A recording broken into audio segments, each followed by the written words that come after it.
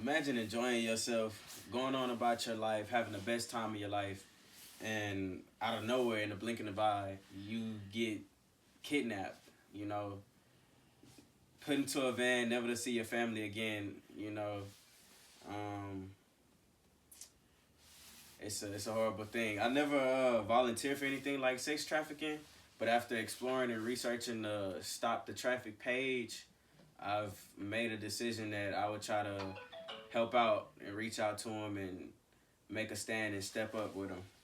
Um, Study showed that the program is actually trying to make a difference. Like, they're actually out there searching for the victims in the area where the victims got kidnapped, have teams finding the victim and where they left or where they last was tracked at, finding communications, like tracking the phone and everything. So they actually trying to make a difference to like stop the trafficking. They also, when they find their victims, they actually take care of them physically and mentally and help them get back to their families and start a healthy life and continue on where they left off.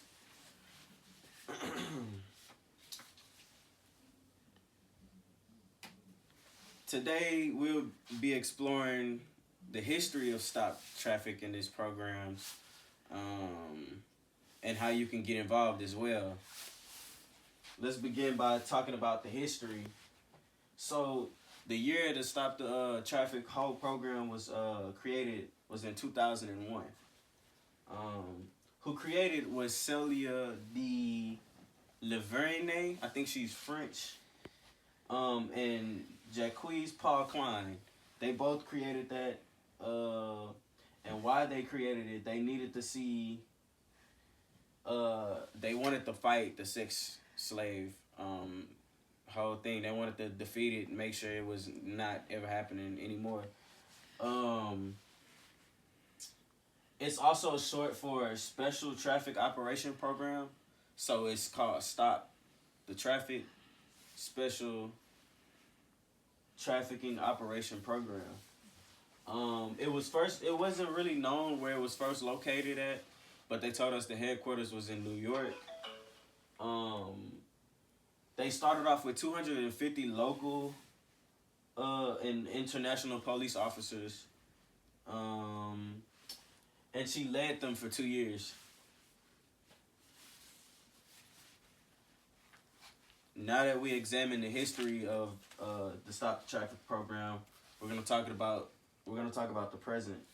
So, how many people have served? It's not really known how many people have served because they're all over the country right now trying to find all the victims. So in United States, Europe, all over the place, Africa, they're worldwide. Um, Total budget is not known either, but I'm pretty sure it's a hefty price because they have police officers working on that and tracking the victims, and I know it's not cheap. Um, they're currently gathering info, tracking routes, like I mentioned earlier, and assist and provide the victims with medical help and medical care. And they also obtain identification to help make their search easier and to help them return back home from where they came from, so to make it a lot easier for them. What are their future plans? Their future plans, like I said earlier, is to stop the vicious cycle of sex trafficking. Now that we've explored the present, let's do the call to action. So, donation wise, there's a donation button on the top right of the website, or when you search in Stop the Traffic website. Volunteer, as far as volunteering, it doesn't say anything about it, but you can contact them and you can try to negotiate with them and ask if you want to help. And I'm pretty sure they'll be down to let you volunteer and help the victims, get where they need to get. And donation and supplies, like I said, all donations you can make is at the top right of the website screen. We have evidence. So, actually, to close it out, hopefully the Stop the Traffic program can help put an end to all the victims suffering under the human trafficking and to get them to safety so they can be one with their families and and with their loved ones and have a normal life again, like I said earlier, and just get back to their regular scheduled programs. As far as the evidence, according to the Stop the Traffic website, in March 2004, Ambassador Klein hired Celia, which is the two that got together and made this.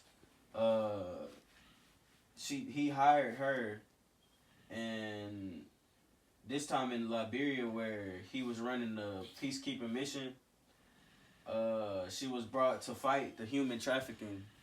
So he hired her to help him fight the human trafficking.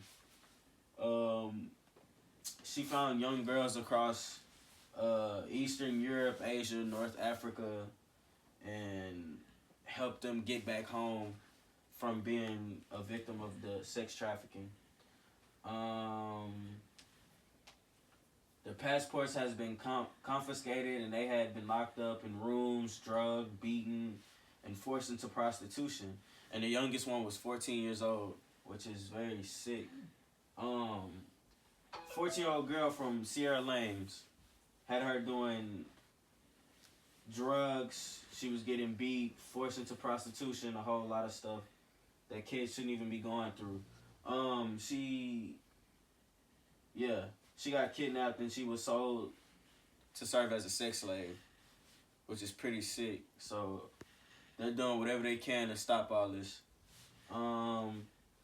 Another evidence, according to Stop the Traffic, they help the victims obtain identification documents, navigate legal and bureaucratic obstacles in which is usually a foreign country to them.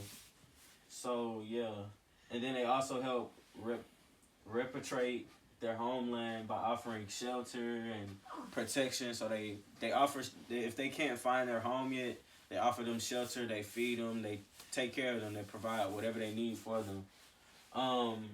And third, according to the Stop Traffic website, support centers are located in countries where the victims are recruited. So wherever the victims are kidnapped, that's where the support is going to be. So any place that kidnappings happen, they're out there, they're right there. That's their support system. They'll set it up right there, get started, and trying to get that victim home as soon as possible.